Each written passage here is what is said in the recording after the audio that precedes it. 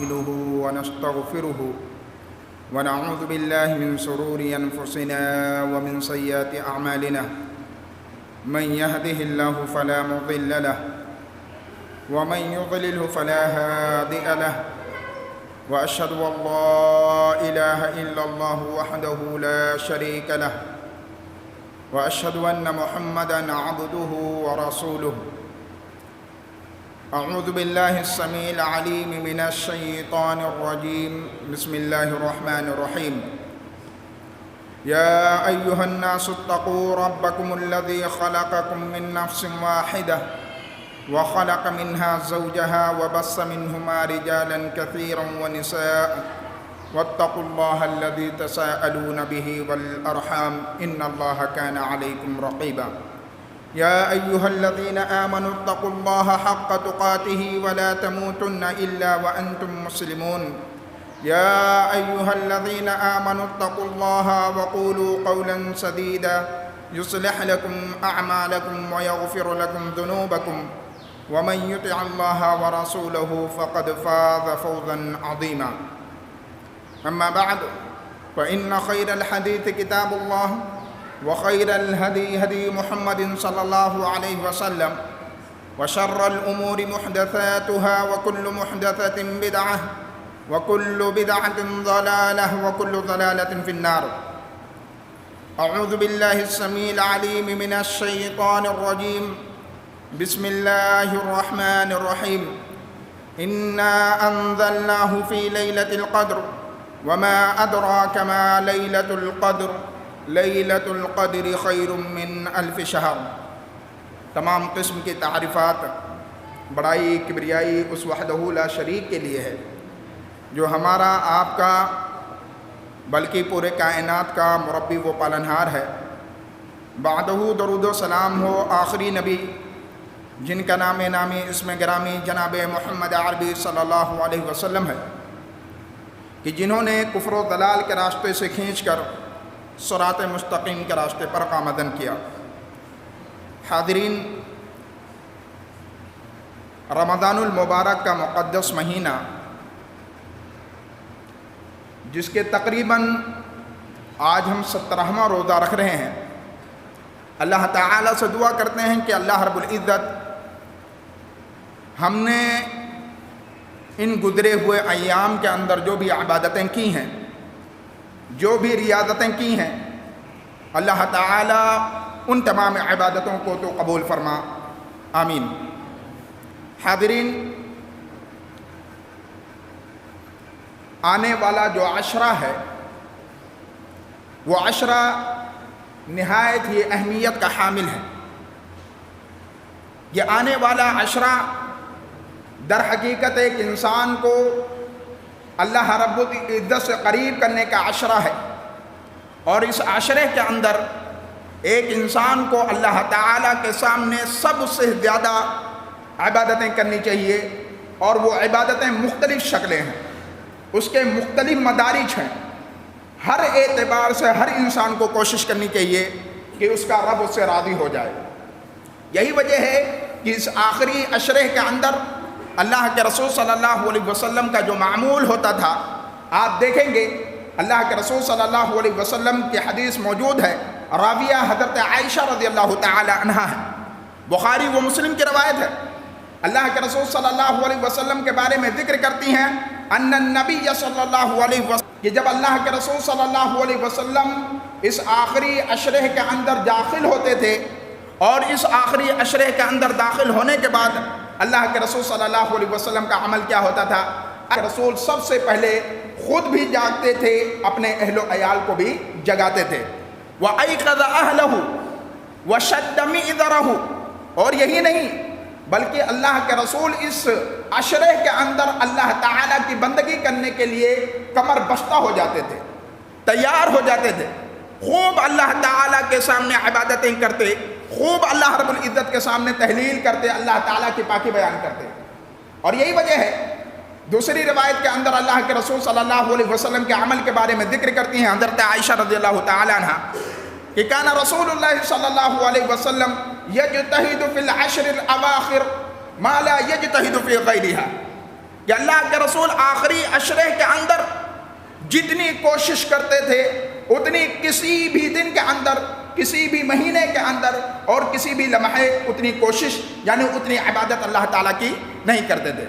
تو یہ ہمارے اور آپ کے حبیب، ہمارے اور آپ کے آخری نبی، ہمارے اور آپ کے جو اماموں اور جو اولیاء کے سردار ہیں اور جو انبیاء کرام کے سردار ہیں، ان تمام کے سردار ہونے کے باوجود اللہ تعالیٰ نے ان کے اگلے پچھلے گناہ معاف کرنے کے باوجود، اس کے باوجود بھی اللہ تعالیٰ کی بے شمار عبادتیں کرتے تھے۔ اللہ تعالیٰ کے سامنے کثرت سجود، کثرت تسبیحات، کثرت استغفار، یہ ساری چیزیں جناب محمد عربی صلی اللہ علیہ وسلم اس آخری عشرے کے اندر کرتے تھے۔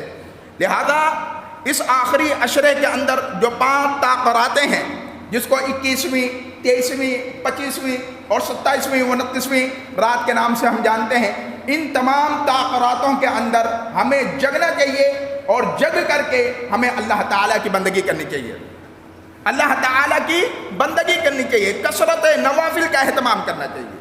بدقسمتی ہے یارو ہمارے پاس کہ رمضان جیسا مقدس مہینہ جو 1 سال کے بعد ہمیں نصیب ہوتا ہے، اور پھر بات وہی کہتا ہوں کہ یہ گنے چنے الفاظ ہیں، یہ گنے چنے دن ہیں، گزر جانے ہیں، اور اللہ کے رسول کی حدیث ہے کہ اگر یہ مہینہ پانے کے بعد ایک انسان اپنے گناہوں کی بخشش نہ کروا پاوے، اللہ کی قسم ایسا انسان روئے زمین کا سب سے بڑا ذلیل انسان ہے۔ فَلَمَّا ارْتَقَى دَرَجَةً قَالَ آمین، فَلَمَّا ارْتَقَى دَرَجَةَ الثَّانِيَةَ قَالَ آمین، فَلَمَّا ارْتَقَى دَرَجَةَ الثَّالِثَةَ قَالَ آمین۔ اللہ کے رسول نے کہا کہ میرے لیے ممبر لگایا جائے۔ اللہ کے رسول کے لیے صحابہ کرام نے ممبر لگا دیا۔ ایک پوڑی کے اوپر قدم رکھتے ہیں، آمین کہتے ہیں، دوسرے پوڑی کے اوپر قدم رکھتے ہیں، آمین کہتے ہیں، تیسری پوڑی کے اوپر قدم رکھتے ہیں، آمین کہتے ہیں۔ صحابہ کرام نے کہا اللہ کے رسول آپ کئی مرتبہ ممبر پہ چڑھے لیکن کبھی آپ نے آمین نہیں کہی، آخر معاملہ کیا ہے؟ اللہ کے رسول صلی اللہ علیہ وسلم نے کہا اے میرے صحابہ، میرے پاس جبریل آئے ہوئے تھے۔ کون آئے تھے؟ جبریل آئے ہوئے تھے اور کہہ رہے تھے، بد دعا دے رہے تھے، تو اس بد دعا کے جواب میں آمین کہہ رہا تھا۔ بد دعا کیا تھی؟ بد دعا یہ تھی کہ اللہ کے رسول صلی اللہ علیہ وسلم کہتے ہیں کہ جبریل کہتے ہیں کہ ایک انسان رمضان المبارک جیسا مقدس مہینہ پاوے اور اس مہینے کو پانے کے بعد اپنی گناہوں کی بخشش، اپنی گناہوں کی معافی نہ کروائے تو ایسا انسان اللہ کی رحمت سے دور ہو جاتا ہے۔ تو میں اس کے جواب میں آمین کہتا تھا۔ ایک انسان کو اللہ کے رسول نے فرمایا کہ اس کے اوپر بھی بد دعا بھیجی کہ میرا نام نامی آئے، جناب محمد عربی صلی اللہ علیہ وسلم کا ذکر آوے اور لوگ اللہ کے رسول کے اوپر درود نہ بھیجیں تو ایسا انسان بھی اللہ کی رحمت سے دور ہو جاتا ہے۔ اور تیسرا انسان جو والدین میں سے دونوں میں سے کسی ایک کو پالے ہوئے اور ان کی خدمت کر کے اپنے لیے جنت کو متعین نہ کر لے تو ایسا انسان بھی اللہ تعالیٰ کی رحمت سے دور ہوا۔ تو میں نے اس کے جواب میں آمین کہا۔ تو یہ 3 کیٹیگریاں بڑی امپورٹنٹ ہے میرے عزیز۔ یہ مقدس مہینہ، یہ بابرکت راتیں، یہ آنے والے آخری عشرے، یقین مانیے کہ ہمارے لیے بہت امپورٹنٹ ہے، بہت اہمیت کا حامل ہے۔ لہذا اس کو ایسے نہ ویسٹ کریں گے، ایسے نہ برباد کریں گے، بلکہ ہم اور آپ عزم پیدا کریں گے، اپنے دل کے اندر یہ حوصلہ پیدا کریں گے۔ ہر دن سر اٹھائے، موت آپ کے دروازے پہ کھڑی ہے، ہر کسی کو موت کا یلغار ہے۔ آپ ہاسپیٹل دیکھ لیں، شمشان گھاٹ دیکھ لیں، قبرستان دیکھ لیں، اللہ کی قسم کہیں سکون نہیں ہے، کہیں بھی کسی کو اطمینان نہیں ہے، حالت بد سے بدتر ہوتی جا رہی ہے، لیکن پھر بھی ہم خواب غفلت کے اندر مدمست ہیں، پھر بھی ہمیں یہ ترا ہے کہ ہمیں مرنا نہیں ہے۔ اللہ کی قسم کل من علیہ فان ویبقى وجہ ربک ذو الجلال والاکرام، سب کو فنا ہو جانا ہے، ہر انسان کو ختم ہو جانا ہے، صرف باقی رہنے والی ذات اگر ہے تو اللہ کی ذات ہے، صرف مالک جل جلالہ کی ذات ہے، وگرنہ سارے انسان کو ختم ہونے والا ہے، سارے انسان کا وجود ختم ہونے والا ہے۔ جو انسان مٹی کے اوپر چلتا ہے کل وہی انسان مٹی کے اندر ہوگا، یہ انسان کبھی نہ بھولے۔ لہذا اس آخری عشرے کے اندر اللہ تعالیٰ کو یاد کریں، اللہ تعالیٰ سے لو لگائیں، اور یہی وجہ ہے اس آخری عشرے کے اندر نبی کریم صلی اللہ علیہ وسلم کا سب سے محبوب عمل اگر کچھ ہوتا تھا تو اعتکاف، 10 دن کا اعتکاف کر لیتے تھے اللہ کے رسول۔ اللہ کے رسول صلی اللہ علیہ وسلم کے عمل کے بارے میں ذکر ملتا ہے ان النبی کان النبی صلی اللہ علیہ وسلم یعتکف 10 الاواخر من رمضان، کہ اللہ کے رسول صلی اللہ علیہ وسلم رمضان کے آخری عشرے کے اندر کیا کر لیتے تھے؟ اعتکاف کرتے تھے. حتی توفی اللہ، یہاں تک کہ اللہ تعالیٰ نے آپ کے اوپر موت کو طاری کر دیا، آپ کی وفات ہو گئی. ثم اعتکف ازواجہ من بعد، کہ آپ کے بعد آپ کی سنت کو زندہ کرنے کے لیے آپ کی بیویوں نے اعتکاف کو اختیار کیا. کس نے؟ آپ کی بیویوں نے. ایسا نہیں کہ نبی کریم صلی اللہ علیہ وسلم عمل کر کے چلے گئے تو اس عمل کو کوئی نہیں کیا. آپ کی بیویوں نے، صحابہ کرام نے اس سنت کو زندہ کیا. اور یہی وجہ ہے اعتکاف کسے کہتے ہیں؟ اعتکاف کہتے ہیں دنیاوی تمام ضروریات سے اپنے آپ کو فارغ کر لینا اور 10 دن کے لیے صرف اللہ تعالیٰ کے لیے خاص کر لینا. کتنے؟ 10 دن کے لیے. یعنی آدمی اپنے آپ کو غوشہ نشیں کر لے، صرف اللہ تعالیٰ کا ذکر کرے گا، اللہ کے سامنے روئے گا، اللہ کے سامنے تلاوتیں کرے گا، اللہ تعالیٰ کے سامنے اپنے ٹوٹی پھوٹی جو عبادتیں ہیں اس کی قبولیت کی دعائیں کرے گا کہ اللہ جو کچھ بھی میں کر رہا ہوں اللہ تو اس کو قبول فرما. ہمارے حسنات، ہماری نیکیاں اس قابل نہیں ہیں، نہ ہمارے عمل اس قابل ہیں کہ اللہ تعالیٰ تیری قبولیت کے چوکھٹ کو کھٹکھٹا سکیں. لیکن ایک آس ہے، ایک امید ہے پروردگار تیری ذات سے، کیونکہ تو غفور ہے، کیونکہ تو تواب ہے، لہذا تیرے توابیت اور تیرے غفوریت کے اوپر ہمیں بالکل یقین ہے کہ اللہ تعالیٰ تو ہمیں بخش دے گا، معاف فرما دے گا. یہ معاملہ اللہ کے رسول صلی اللہ علیہ وسلم کا ہوا کرتا تھا. لیکن بدقسمتی یہ ہے کہ آج ہم اعتکاف بھی نہیں کرتے ہیں، مسجدیں ویران کی ویران. اور یاد کر لیجئے یہ اعتکاف فرض کفایہ ہے. اگر معاشرے کے افراد میں سے کوئی بھی ایک آدمی اعتکاف کر لیتا ہے تو وہ سمجھ لیجئے تمام لوگوں کی طرف سے کافی ہو جاتا ہے. اور اگر کوئی نہیں کرتا تو تمام کے تمام معاشرے کے افراد گنہگار ہیں، اللہ تعالیٰ کی نگاہ میں مجرم ہیں. رسول کی تعلیم موجود ہے، لہذا اعتکاف ہر انسان کو کوشش کرنی چاہیے اپنے اعتبار سے کہ اعتکاف میں بیٹھوں، اپنے گناہوں کو لے کر کے بیٹھوں، اپنے معاملات کو لے کر کے بیٹھوں. جو ہم نے 30 35 سال 40 سال جو گناہیں ہم نے کر رکھی ہیں، گناہوں کا ایک بہت بڑا ذخیرہ ہمارے نام اعمال کے اندر ہے. اس ذخیرے کو ختم کرنے کے لیے اللہ تعالیٰ کے پاس آئے اور اعتکاف اس کا سب سے بہترین سلیوشن ہے، اس کا سب سے بہترین حل ہے. اور یہی وجہ ہے کہ اللہ کے رسول صلی اللہ علیہ وسلم کا انتقال جس سال ہوا، اللہ کے رسول تو پوری زندگی 10 دن کا اعتکاف کر رہے ہیں، لیکن جس سال نبی کا انتقال ہو رہا ہے اس سال نبی کریم صلی اللہ علیہ وسلم نے 20 دن کا اعتکاف کیا. یہ میرے حبیب کا، یہ میرے نبی کا اور یہ جناب محمد الرسول اللہ صلی اللہ علیہ وسلم کا عمل تھا. لیکن آج ہم ایسا نہیں کرتے ہیں. اور اعتکاف کے سلسلے میں سنت کیا ہے، نبی کی تعلیم کیا ہے وہ بھی دیکھیں. بہت سارے لوگ اعتکاف بیٹھ جاتے ہیں. میں نے اپنی زندگی کے اندر مشاہدہ کیا، اس سے پہلے میں جہاں کہیں تھا، اعتکاف میں بیٹھے ہوئے ہیں، خیمے لگے ہوئے ہیں، خیمے لگنے کے اندر لوگوں کو باہر سے بلا کر کے لا کر کے بیٹھ کے گپ سپاٹیں کر رہے ہیں، دنیاوی باتیں کر رہے ہیں. ارے بھائی پھر اعتکاف کیوں کر رہے ہو؟ اعتکاف کا مطلب ہے کہ دنیاوی معاملات سے اپنے آپ کو بائیکاٹ کر لو اور اللہ تعالیٰ سے 10 دن کے لیے اپنے مناجات کر لو، اپنے گناہوں کا ذکر کر لو. یہ اعتکاف کا مقصد ہے. لیکن پھر آپ اعتکاف میں بیٹھ کر کے گپ سپاٹیں کر رہے ہیں، اعتکاف میں بیٹھ کر کے باتیں کر رہے ہیں، دنیاوی باتیں کر رہے ہیں اور دیگر باتیں کر رہے ہیں، تو پھر فائدہ کیا ہے؟ کیا فائدہ؟ اس سے بہتر ہے کہ آپ اعتکاف بھی نہ بیٹھیں. اعتکاف کا مقصد یہی ہے کہ ایک انسان اپنی 10 دن کے اس ایام کے اندر، اپنے اس 10 دن کے ایام کے اندر 40 سال 35 سال 30 سال جو گناہ کیے ہیں وہ اللہ تعالیٰ کے سامنے رکھ سکے. اصل مدعا یہ ہے. اور یہی وجہ ہے کہ اللہ کے رسول صلی اللہ علیہ وسلم، اعتکاف دیکھیں کتنی اہمیت ہے. السنۃ علی المعتکف الا یعود مریضہ، کہ اللہ کے رسول نے فرمایا کہ اگر کوئی آدمی اعتکاف میں بیٹھا ہے تو اس کے لیے سنت یہ ہے کہ وہ کسی بھی مریض کی تیمارداری نہ کرے. کوئی کتنا سیریس کیوں نہ ہو جائے، آپ کی اپنی اولاد کیوں نہ ہو، آپ کے اپنے والدین کیوں نہ ہو، آپ اعتکاف چھوڑ کر کے کسی کی تیمارداری نہیں کر سکتے ہیں، کسی کے لیے بھی نہیں جا سکتے ہیں. اور آگے فرمایا گیا، اللہ کے رسول نے فرمایا ولا یشہد جنازۃ، اور نہ ہی کسی کے جنازے میں شریک ہوں گے. آپ کی اولاد اگر ہے تب بھی شریک نہیں ہو سکتے، آپ کے باپ کی جنازہ ہے تب بھی آپ شریک نہیں ہو سکتے. اور پھر فرمایا ولا یمس امرأۃ، اور نہ آپ اپنی عورت کو چھو سکتے ہیں، ولا یباشرھا، اور نہ آپ اپنی عورت سے مباشرت کر سکتے ہیں، مجامعت کر سکتے ہیں، فزیکل اٹیچمنٹ کر سکتے ہیں. اس کی اجازت شریعت نہیں دیتی ہے. کس میں؟ اعتکاف کی حالت میں. اور آگے فرمایا گیا وَلَا يَخْرُجُ لِمَا لَا بُدَّ مِنْهُ، لیکن یہ کہ آدمی کو نکلنے کے بغیر چارہ نہ ہو تو آدمی اپنی ضرورت کے تحت نکل جائے. فور ایگزامپل مسجد ہے, ٹوائلٹ نہیں ہے, باتھ روم نہیں ہے, تو آپ کی جتنی ضرورت ہے آپ جائیں باہر سے ٹوائلٹ کریں, ضرورت پوری کریں اور واپس اپنے خیمے میں آ جائیں. اب ایسا نہیں کہ رخصت ہے تو لوٹا اٹھایا باہر گئے اور وہاں بیٹھ کر کے 2-4 لوگوں کو ہجوم لگا کر کے باتیں کرنے لگے. ایسا نہیں. یہ تو گاؤں دیہاتوں میں الحمدللہ, شہروں کے اندر یہ سچویشن نہیں ہوا کرتی ہے مسجدوں کی.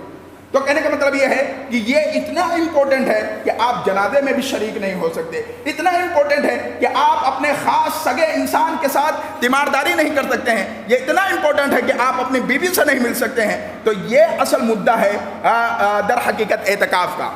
یہ اصل میسج ہے, اصل پیغام یہ ہے. لہذا میرے عزیز کوشش کریں, ہر انسان کو اپنے اعتبار سے, اپنی ضرورت کے اعتبار سے کوشش کرنی چاہیے کہ وہ اعتکاف میں بیٹھے. اور یہاں پر ایک بات ذکر کر دوں کہ اعتکاف صرف مسجد میں, عورت بھی اگر اعتکاف کرے تو صرف مسجد میں. ایسی مسجد جس مسجد کے اندر عورتوں کا نظم و نسق اچھا ہو, انتظام اچھا ہو, کسی فتنے کا ڈر نہ ہو, تو عورت بھی اعتکاف کرے گی مسجد کے اندر. گھر میں کوئی اعتکاف نہیں ہوتا, نہ مرد کے لیے نہ عورت کے لیے, کیونکہ قرآن کریم کہتا ہے کہ مسجد کے اندر اپنے آپ کو روکے رکھو. تو مسجد میں ہی روکنا ہے, کسی ایرے گہرے جگہ پر نہیں. من مرضی جہاں چاہا تہاں اعتکاف کر لیا, یہ شریعت اس کی اجازت نہیں دیتی ہے. لہذا یہ اہم نقطہ آپ اپنے ذہن کے اندر رکھ لیں. اور میرے عزیز, اس آخری عشرے کے اندر ہمیں اور کیا باتیں کرنی ہیں, ہمیں اور کیا معاملات کرنے ہیں. بڑی بدقسمتی ہے, ہمیں بڑی جلدی ہوتی ہے, ہر چیز میں جلدی ہوتی ہے. اور دیکھیں, من عاد لی ولیا فقد آذنتہ بالحرب. اللہ کے رسول نے فرمایا کہ اللہ تعالیٰ فرماتا ہے کہ جو کوئی میرے دوست سے دشمنی کرتا ہے میں اس سے اعلان جنگ کرتا ہوں. کیا کرتا ہوں؟ اعلان جنگ. اللہ کے رسول صلی اللہ علیہ وسلم نے فرمایا کہ میرا بندہ, اللہ تعالیٰ فرماتا ہے کہ میرا بندہ میرے ان چیزوں سے تقرب حاصل کرتا ہے جس کو میں نے اس کے اوپر فرض کیا.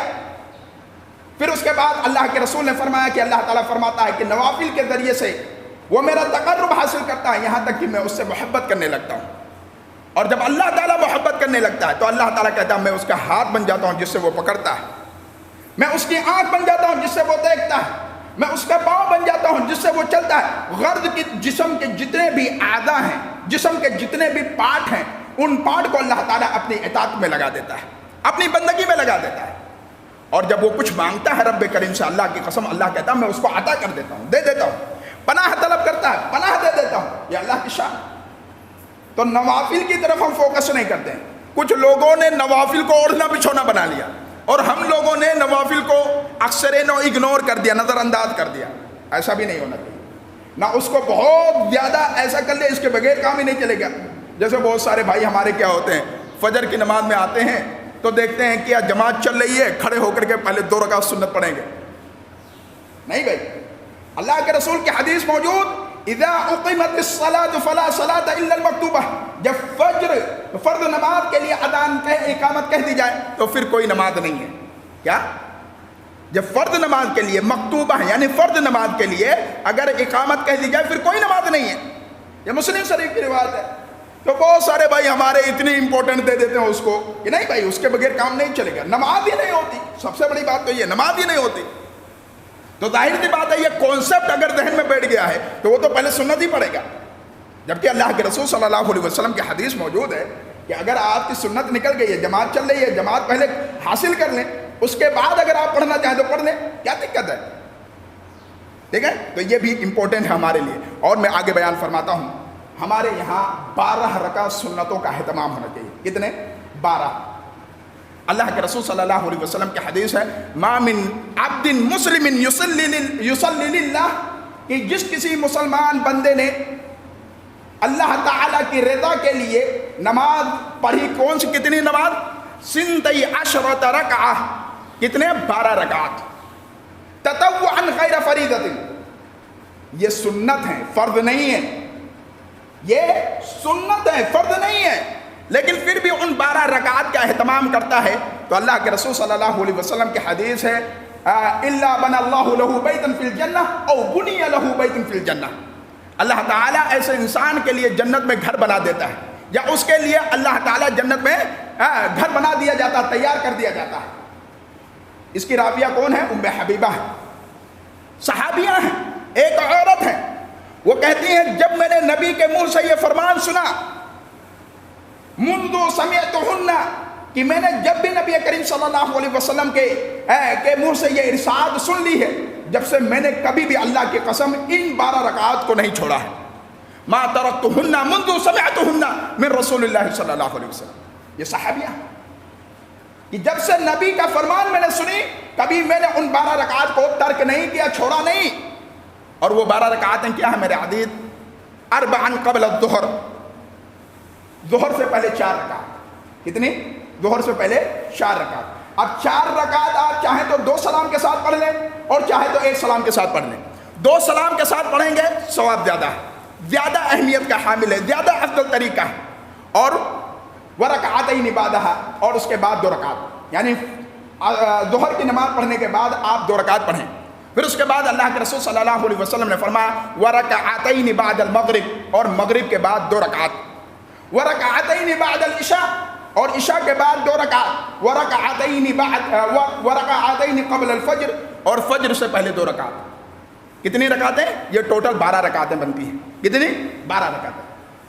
اب آپ اگر 12 رکعت کا اہتمام اپنی زندگی میں کرتے ہیں، انشاءاللہ جب بھی آپ کی موت آئے گی، آپ کو جنت میں آپ کے لیے گھر بنے گا، آپ کو جنت ملے گا انشاءاللہ، اس کے اندر آپ کا اسپیشل گھر ملے گا، آپ کو اسپیشل جگہ ملے گی، اللہ تعالیٰ کا بنایا ہوا محل۔ اگر آپ اس کے متمنی ہیں تو ان 12 رکعتوں کا اہتمام کریں۔ اور اگر کسی نے آدمی نے، اور میں بتاؤں بہت سارے لوگ کیا کرتے ہیں، مغرب سے پہلے 2 رکعت نبی سے ثابت ہے، سنت نہیں پڑھتے ہیں، اور اگر کوئی پڑھ رہا ہوتا آ کر کے دیکھتے ہیں کان کھڑے ہو جاتے ہیں، یہ کون سا عمل کر رہا، بھاگنے لگتے ہیں، مسجدیں چھوڑ لیتے ہیں، نہیں پڑھتے بھائی، یہ کون سا طریقہ ہو گیا؟ ارے میرے عزیز طریقہ ہے نبی کا طریقہ، حدیثیں پڑھیں۔ اس لیے تو میں کہتا ہوں قرآن اور حدیث پڑھیں۔ جب حدیث اور قرآن پڑھیں گے تو یہ دنیاوی جال میں، یہ مولویوں کے جال میں، ان کے شکنجے میں نہیں آئیں گے، آزاد ہوں گے، قرآن اور حدیث والے ہوں گے۔ کیا ہے؟ مسلم شریف کی روایت ہے کہ اللہ کے رسول صلی اللہ علیہ وسلم کے زمانے میں جب مؤذن اذان دیتا تو جتنے بھی مقتدی موجود ہوتے تھے، صحابہ موجود ہوتے تھے، تیزی کے ساتھ پیلرز کے پاس بھاگتے تھے، ستون کے پاس بھاگتے تھے، اور ان ستون کے اوٹ میں، اس کے آڑ میں کیا کرتے تھے؟ سنت پڑھتے تھے۔ جب بھی کوئی باہر سے آدمی آتا تو صحابہ کرام اتنی کثرت سے اس سنت کو زندہ کرتے تھے، باہر والا آدمی سوتا تھا، لگتا ہے شاید نماز ختم ہو گئی۔ کیا ہو گئی؟ مغرب کی نماز ختم ہو گئی۔ لہذا اگر کوئی آدمی مغرب سے پہلے 2 رکعت نماز پڑھتا ہے تو آپ اس کو معیوب نہ سمجھیں۔ اور اللہ کے رسول صلی اللہ علیہ وسلم کی حدیث ہے بین کل اذانین صلاۃ، کہ ہر 2 اذانوں کے بیچ میں نماز ہے، یعنی ایک اذان اور ایک اقامت، دونوں کو تعبیر اذان سے کیا گیا ہے۔ اللہ کے رسول نے یہ جملہ 3 مرتبہ ارشاد فرمایا، لمن شاء، اس کے بعد اللہ کے رسول نے فرمایا جو چاہے پڑھے۔ تو یہ نبی کریم صلی اللہ علیہ وسلم کی تعلیم ہے۔ لہذا میرے بھائی کبھی اس سنت کو بھی اللہ کے واسطے زندہ کیا کریں، گھر کے اندر زندہ کریں اور مساجد کے اندر بھی زندہ کریں۔ یہ مسلم شریف کی روایت ہے، جس کتاب کے بارے میں علی الاطلاق تمام مسلمان یہ کہتا ہے کہ یہ پوری حدیثیں اس کی پرفیکٹ ہیں، بخاری اور مسلم ایسی کتابیں ہیں جس کے بارے میں کوئی مسلمان ڈاؤٹ نہیں کرتا، اس کے باوجود بھی عمل نہیں کرتے ہیں، تو یہ کوتاہی ہمارے یہاں، اس کے بارے میں ہماری اصلاح ہونی چاہیے۔ اب آ جائیں دوسری طرف، فجر کی سنت کے سلسلے میں ذکر ہوا، فجر کی سنت، اللہ اکبر، اتنی اہمیت، اتنی اہمیت۔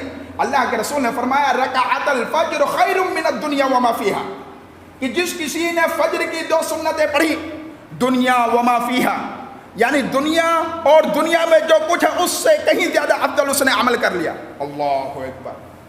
آپ دیکھیں دنیا کے اندر کیا کیا چیزیں جس کے پیچھے ہم بھاگتے پڑتے ہیں، دنیا کے اندر مال، اولاد، دنیا کے اندر سونے چاندی، دیگر معدنیات، ایک سے ایک امپورٹنٹ چیز ہے، لیکن اللہ کے رسول نے فرمایا اس سے کہیں زیادہ افضل یہ ہے کہ اگر آدمی فجر سے پہلے 2 رکعت سنت پڑھ لے۔ لہذا 2 رکعت سنت کا اہتمام کریں، پڑھیں، ضرور پڑھیں، وقت ملے تب پڑھیں، وقت نہیں ملتا ہے، جماعت چل رہی ہے، جماعت ختم ہونے کے فوراً بعد پڑھیں، اگر اس کے باوجود بھی وقت نہیں ملتا ہے، سورج طلوع ہونے کے بعد آپ 2 رکعت نماز پڑھیں، ہر حال میں یہ 2 رکعت نماز پڑھیں۔ اور یہ 2 سنتیں ایسی ہیں کہ اللہ کے رسول نے سفر میں آپ کو اختیار ہے، کیا ہے؟ سفر میں آپ کو اختیار ہے چاہے تو قصر کر لیں چاہے تو قصر نہ کریں. قصر کرنا نبی کریم صلی اللہ علیہ وسلم نے فرمایا ہے اللہ تعالیٰ کی طرف سے رخصت ہے, لہذا مومنین کو رخصت سے فائدہ اٹھانا چاہیے. لیکن اللہ کے رسول صلی اللہ علیہ وسلم قصر کے اندر سنتیں تمام چھوڑتے تھے, لیکن فجر کی سنت کبھی نہیں چھوڑی اللہ کے رسول نے, کبھی نہیں چھوڑی. ایک وتر اور ایک فجر کی 2 سنتیں, اللہ اکبر, یہ 2 سنتیں نبی کریم صلی اللہ علیہ وسلم نے اپنی پوری لائف کے اندر کبھی نہیں چھوڑی ہے, چاہے سفر میں ہو اور چاہے حضر میں ہو, چاہے سفر میں ہو چاہے گھر پہ ہو. لہذا اس سنت کو ہمیں زندہ کرنا چاہیے. ایک اور امپورٹنٹ بات کہ جب بھی آپ سنت پڑھیں تو سنت پڑھنے کے بعد جیسے بھی وقفہ ملے آپ دائیں کروٹ لیٹ جائیں. کیا کریں, تھوڑا سا وشرام کر لیں, آرام کر لیں, دائیں کروٹ لیٹ کر کے. نبی کی سنت ہے اور نبی کی ہر سنت پہ خیر ہے. آج سائنس اور بڑے بڑے ٹیکنیشین آج کیا کر رہے ہیں, پروف کر رہے ہیں کیسا کیا ہو رہا ہے کیسا, لیکن ہمیں ان تمام چیزوں سے کوئی لینا دینا نہیں. ہمارے نبی نے کیا ہے تو ہم کرتے ہیں, بات خلاص ہے. دنیاوی فائدہ ہے تو ہے ٹھیک ہے, نہیں فائدہ تو بھی کوئی حرج نہیں, ٹھیک. تو ہم نبی کے شیدائی ہیں, ہم نبی کے متبع ہیں, فرما بردار ہیں. لہذا ہمارے لیے بس اتنا کافی ہے کہ نبی نے کیا ہے تو ہم کر رہے ہیں. اور تیسری اہم بات میرے عزیز کہ آپ جب بھی پڑھیں پہلی رکعت میں قل یا ایھا الکافرون اور دوسری رکعت کے اندر سورۃ الاخلاص یعنی قل هو اللہ احد کا اہتمام کریں. یہ نبی کریم صلی اللہ علیہ وسلم کا عمل ہوا کرتا تھا. لہذا اس عمل کو بھی ہم زندہ کریں. اور میرے عزیز رات کی نماز کا اہتمام کریں. ویسے بھی ہم جگ جاتے ہیں, سحری کے لیے تقریباً پون گھنٹہ جگ جاتے ہیں. پون گھنٹہ نہ صحیح, الارم 1.5 گھنٹہ پہلے کی لگا دیں. یہ اتنا امپورٹنٹ وقت ہے, اللہ کی قسم, اللہ کی قسم. آپ ایک مرتبہ اٹھ کر کے تجربہ کر کے تو دیکھیں. اللہ کے رسول نے فرمایا یا ایھا الناس افشوا السلام واطعموا الطعام وصلوا الارحام وصلوا باللیل والناس نیام تدخلوا الجنۃ بسلام. اے لوگوں, سلام کو عام کرو, صلہ رحمی کرو, ناداروں کو کھانا کھلاؤ, اور ساری کائنات جب سو رہی ہو اپنے بستروں سے اپنے آپ کو الگ کر دو, اپنی بیویوں کو اپنے آپ سے الگ کر دو, وضو کرو اور آؤ اللہ تعالیٰ کے سامنے. اس وقت کی عبادت اگر آپ نے کر دیا, اللہ کے رسول کی حدیث تدخلوا الجنۃ بسلام, تو آپ اللہ کی بنائی ہوئی جنت میں سلامتی کے ساتھ داخل ہو جائیں. کس کا فرمان؟ اللہ کے رسول کا فرمان. لہذا 1.5 گھنٹہ پہلے اٹھنا کوئی معیوب چیز نہیں ہے, اور میں سمجھتا ہوں ہر انسان اٹھ سکتا ہے, کوئی بھاری چیز نہیں ہے. اور یہی وجہ ہے کہ اس وقت میں جو بھی انسان اللہ تعالیٰ سے دعا کرتا ہے اللہ تعالیٰ اس دعا کو قبول کرتا ہے. اللہ کے رسول صلی اللہ علیہ وسلم کی حدیث ہے کہ جب رات کا 1/3 حصہ باقی رہ جاتا ہے, یعنی بالکل وہی سحری کے آس پاس کا ٹائم, کس کے, سحری کے آس پاس کے ٹائم, اللہ تعالیٰ آسمان دنیا پر آتا ہے اور کہتا ہے من یدعونی فاستجیب لہ, کون ہے جو مجھے دعا کے لیے پکارے میں اس کی دعا کو قبول کر لوں. من یسألنی فأعطیہ, کون ہے جو مجھ سے مانگے تو میں اس کو عطا کر دوں. اور اللہ کے رسول صلی اللہ علیہ وسلم نے فرمایا من یغفرنی, کون ہے جو مغفرت کے لیے طلب کرے, فأغفر لہ, تو میں اس کو کیا کر دوں, مغفرت اس کی کر دوں, اس کو میں معاف فرما دوں. یہ اللہ رب العزت ندا لگاتا ہے سب کچھ دینے کے باوجود, سب کچھ دینے کے باوجود, ہاتھ ہیں, پاؤں ہیں, جسم ہے, مال دولت ہے, بینک بیلنس ہے, ساری فیسلٹیز ہے, پھر بھی اللہ کہتا ہے مانگ میرے بندے مانگ, اگر تو مانگے گا میں عطا کروں گا. یہ اللہ کی شان ہے, یہ اللہ کی کبریائی ہے, یہ اللہ کے بڑپن ہے کہ ہم لوگوں سے کہتا ہے مانگو, اور اللہ کے خزانے میں مانگنے سے کمی نہیں آتی ہے. بس یہی ہے کہ ہم مانگنا نہیں چاہتے ہیں, بس یہی ہے کہ ہمیں مانگنے کا طریقہ نہیں آتا ہے. لہذا میرے عزیز اس وقت کو غنیمت سمجھیں, اس معاملے کو غنیمت سمجھیں. یہ سارے مرحلے یوں ہی گزر جانے ہیں, ختم ہو جانے ہیں, اور ساری کی ساری چیزیں پڑی دنیا کے اندر رہ جانی ہیں. آپ کے ساتھ اگر کوئی جانے والی چیز ہے تو آپ کے اپنے حسنات ہیں, آپ کے اپنے اچھے اعمال ہیں, یہی ساری چیزیں آپ کے ساتھ رہنے والی ہیں. اور میرے عزیز آخری چند باتیں اسی طریقے سے کہ آپ عصر سے پہلے بھی اگر چاہیں تو 4 رکعات سنت کا اہتمام کر لیں. رحم اللہ امرأن, اللہ کے رسول نے فرمایا کہ اللہ تعالیٰ اس شخص کے اوپر رحم فرماوے کہ جس کسی نے عصر سے پہلے 4 رکعت نماز پڑھی. اذان ہو جاتی ہے, ہم آ جاتے ہیں, توفیق نہیں ہوتی ہے کہ 4 رکعت نماز پڑھ لیں اور اللہ تعالیٰ کی رحمت کے مستحق ہو جائیں, نہیں توفیق ہوتی. نہیں میرے عزیز, اس کو آئیڈیل بناؤ اپنا, یہی چیزیں کام آنے والی ہیں اور کچھ کام آنے والا نہیں. یہ بنگلہ, یہ گاڑی, یہ گھوڑے, یہ ساری فیسلٹی سب دنیا میں پڑی, اور آپ کے اندر اگر کوئی چیز ہے تو آپ کا اپنا عمل ہے. سب سے ہولناک اگر منظر کوئی ہے تو وہ قبر کا ہولناک ہے. اس کی خطرناکی اتنی خطرناکی انسان تصور نہیں کر سکتا ہے، کب کب آ جاتا ہے۔ آپ تنہائی میں کبھی لے جا کر کے اپنے آپ کو سوچیں، آپ اپنے آپ کو جج کریے، اپنے آپ کو ٹیلی کریے کہ ہم کتنے پانی میں ہیں۔ اور ہر انسان اپنے تئیں سب سے بڑا جج ہے، فیصلہ کرنے والا ہے۔ اسی لیے شیکسپیئر کہتا ہے، جو بہت بڑا فلاسفر ہے، جو بہت بڑا رائٹر ہے، وہ کہتا ہے کہ انسان کے اپنے مائنڈ اور اپنے سوچ سے بڑا کوئی انصاف دینے والا نہیں ہے، کوئی بڑا جج نہیں ہو سکتا۔ ہر انسان اپنے نفس کے بارے میں جانتا ہے کہ میں کتنے پانی میں ہوں۔ ہر انسان جب تنہائی میں لے کر کے جاتا ہے، اس کی روح کب جاتی ہے کہ یار میں نے تو کچھ کیا ہی نہیں دنیا کے لیے، نہ ہم نے آخرت کے لیے کچھ کیا۔ لہذا میرے عزیز، یہ دنیا چلتی پھرتی رہے گی، ہمیں آنکھ بند کر کے من و من مٹی کے اندر جانا ہے، اور اس دن کے لیے ہمیں اور آپ کو تیاری کرنے کا یہ بہترین موقع ملا ہے۔ لہذا یہ جو باتیں ہم نے آپ کے سامنے ذکر کی ہیں، کوشش کریں میرے عزیز آخری عشرے کے اندر مساجد کو رونق بنائیں، قرآن کو زینت بنائیں، قرآن کریم کی تلاوت کثرت سے، نوافل کا اہتمام کثرت سے، وطر کو لاسٹ میں لے جا کر کے پڑھیں۔ آپ جو بھی رکعت پڑھنا چاہتے ہیں وطر نہ پڑھیں، رات کو جگیں، اور رات کو جگنے کے وقت میں اب آپ سوچتے ہیں کہ چلیں سحری کا ٹائم ہو رہا ہے، تو آپ اس سحری کے ٹائم میں وطر جا کر کے پڑھیں، اور اس بیچ میں جتنے نوافل ہو سکیں، جتنے بھی نوافلات آپ سے ہو سکیں، خوب نوافل کا اہتمام کریں، لمبے لمبے سجود کریں، لمبے لمبے قیام کریں۔ جو بھی صورتیں یاد ہیں آپ کو، 10 صورتیں یاد ہیں، 10 صورتوں کو ایڈ کر کے پڑھیں۔ 5 صورتیں یاد ہیں، 5 صورتوں کو ایڈ کر کے پڑھیں، بار بار ریپیٹ کریں۔ ضروری نہیں ہے میرے عزیز کہ آپ نے ایک صورت پڑھ لیا تو دوسرے صورت کو نہیں ایڈ کر سکتے، ایڈ کر سکتے ہیں۔ ایڈ فَقْرَؤُوا مَا تَيَسَّرَ مِنَ الْقُرْآنِ، آپ کو قرآن سے جہاں کہیں یاد ہے وہاں سے پڑھیں۔ قرآن کریم یہ خود کہتا ہے، اور ترتیب کو الٹ پلٹ دینے سے بھی کوئی دقت نہیں ہوتی ہے۔ بہت سارے لوگ کہتے ہیں مولوی صاحب نماز تو ہوئی نہیں، آپ نے تو پہلے کچھ پڑھا بعد میں کچھ پڑھ دیا۔ اللہ کے رسول صلی اللہ علیہ وسلم نے سورۃ البقرہ کی تلاوت کی، اور سورۃ البقرہ کی تلاوت کے بعد اللہ کے رسول صلی اللہ علیہ وسلم کے اصحاب کہتے ہیں اپنے دل کے اندر کہ اب اللہ کے رسول سجدہ کریں گے، اب رکوع کریں گے، اب رکوع کریں گے، یہاں تک کہ سورۃ البقرہ ختم کر دی، اور اللہ کے رسول صلی اللہ علیہ وسلم سورۃ النساء میں پہنچ گئے۔ اور سورۃ البقرہ کے بعد کون سی سورت آتی ہے؟ سورۃ آل عمران۔ اللہ کے رسول نے سورۃ آل عمران کو نہیں پڑھا، سورۃ النساء کو پڑھا، سورۃ النساء بھی ختم، اس کے بعد اللہ کے رسول نے سورۃ آل عمران کو ریپیٹ کیا۔ تو دیکھیں ترتیب نبی کریم صلی اللہ علیہ وسلم نے الٹ پلٹ کی ہے، اور نماز میں اس سے کوئی فرق نہیں پڑتا میرے عزیز۔ لہذا ان تمام اٹکل پچھوؤں کے پیچھے نہ پڑے، چھوٹی چھوٹی چیزوں کے پیچھے نہ پڑے۔ سر پہ مولوی صاحب سر پہ ٹوپی نہیں، نماز نہیں ہوتی، ارے چھی نماز کیسے نہیں ہوتی؟ داڑھی فرض ہے، داڑھی فرض ہے، داڑھی پہ کوئی فوکس نہیں ہے، لے ٹوپی۔ اب آدمی نے نہیں پہنا ہوا ہے، اٹھایا جعلی ٹوپی لا کے سر پہ ڈال دیا، یہ کون سا طریقہ؟ اور یہاں تک کہ بڑے بڑے علماء کرام، بہشتی زیور جو ہمارے بہت سارے گھروں کے اندر پڑی جاتی ہے، اس کے اندر بھی لکھا ہوا ہے کہ اگر آدمی خشوع و خضوع کے لیے ٹوپی کو اتار کے بغل میں رکھ دیتا ہے تو کوئی حرجہ کی بات نہیں ہے۔ خشوع و خضوع لانے کے لیے ٹوپی کو اتار دیتا ہے تو کوئی حرجہ کی بات نہیں۔ لہذا ان تمام چھوٹی چھوٹی چیزوں کے پیچھے نہ پڑیں۔ لہذا جو اسلام کا اصل مقصد ہے، اصل فوکس ہے، اس کے اوپر عمل کرنے کی کوشش کریں۔ اللہ رب العزت سے دعا ہے کہ بار الہ ہم تمام مسلمانوں کو کہی ہوئی باتوں پر عمل پیرا ہونے کی توفیق عطا فرما۔ اے بار الہ ہم تمام مسلمانوں کو اس مہینے کے اندر اور آخری عشرے کے اندر زیادہ سے زیادہ عبادتیں، زیادہ سے زیادہ قرآن کریم کی تلاوت، زیادہ سے زیادہ استغفار کرنے کی توفیق عطا فرما۔ اے بار الہ یہ جو وبا پھیلی ہوئی ہے، اللہ تعالیٰ ان تمام وبا سے ہم تمام مسلمین کو، ہم تمام بنی نوع انسان کو محفوظ فرما۔ اے بار الہ جب تک ہم زندہ رہیں، اسلام پر زندہ رہیں، خاتمہ ہو تو ایمان پر ہو۔ آمین۔ بارک اللہ لنا ولکم فی القرآن الحکیم ونفعنا ایاکم بالآیات والذکر الحکیم، انہ تعالی جواد کریم ملیک بالرؤوف الرحیم۔